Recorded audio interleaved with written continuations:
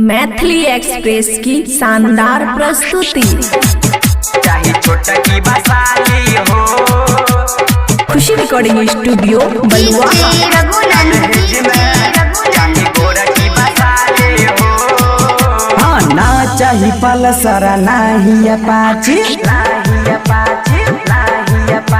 ना चाही पल्सर नाही अपाची, ना चाही हीरो होंडा हो।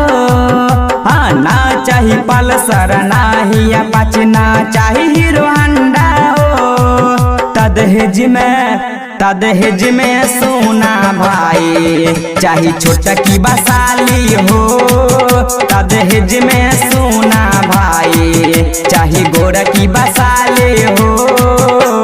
ना चाही पल्सर नाही अपाची, ना चाही हीरो होंडा हो। हाँ ना चाही पल्सर नाही अपाची, ना चाही हीरो होंडा हो। तदहेज में सोना भाई चाही छोटा की बसाली हो। तदहेज में सोना भाई चाही गोरा की बसाली हो। ना चाही पल्सर नाही अपाची,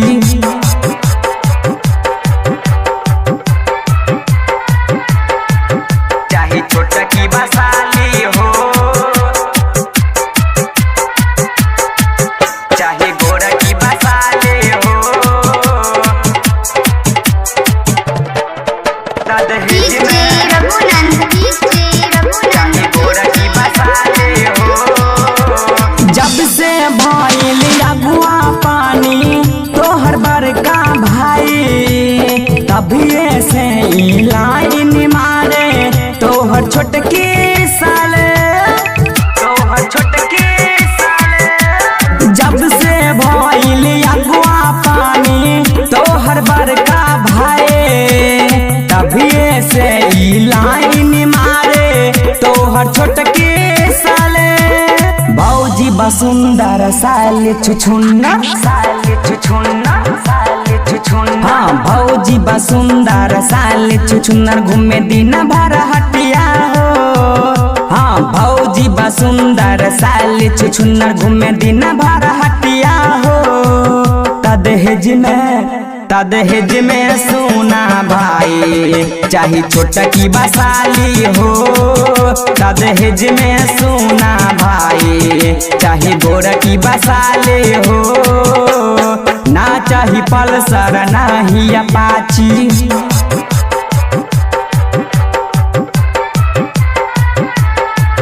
चाहे छोटा की बसाली हो, खुशी रिकॉर्डिंग स्टूडियो बलुआ। चाहे गोरा की बसाली हो।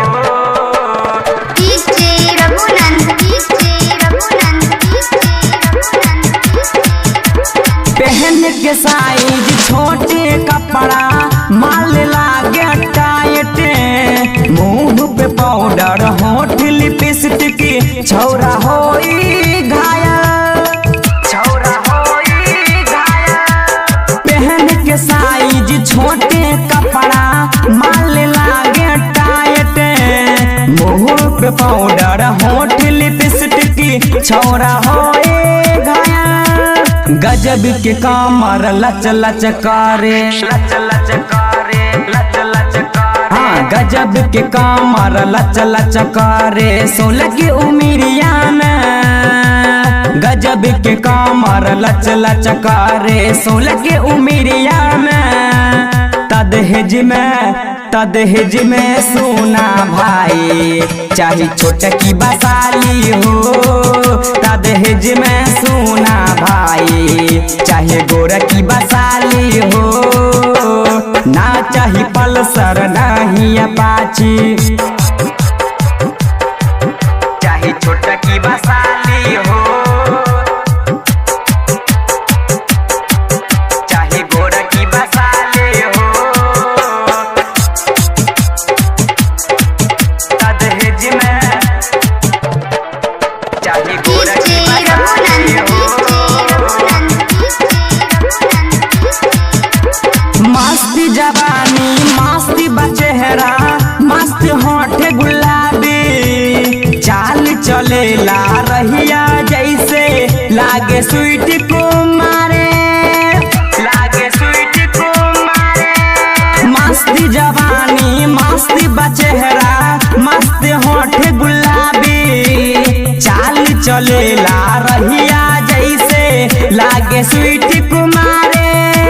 मंटून राज राइटर चंदन, राइटर चंदन, राइटर चंदन। हाँ मंटून राज राइटर चंदन लिखे सच्चे सच्चे बतिया हो। मंटून राज राइटर चंदन लिखे सच्चे सच्चे बतिया हो। तदहेज में सोना भाई चाहे छोटा की बसाली हो। तदहेज में सोना भाई चाहे गोरा की बसाली हो। ना चाही पल्सर ना ही अपाची। खुशी रिकॉर्डिंग स्टूडियो बलुआहा।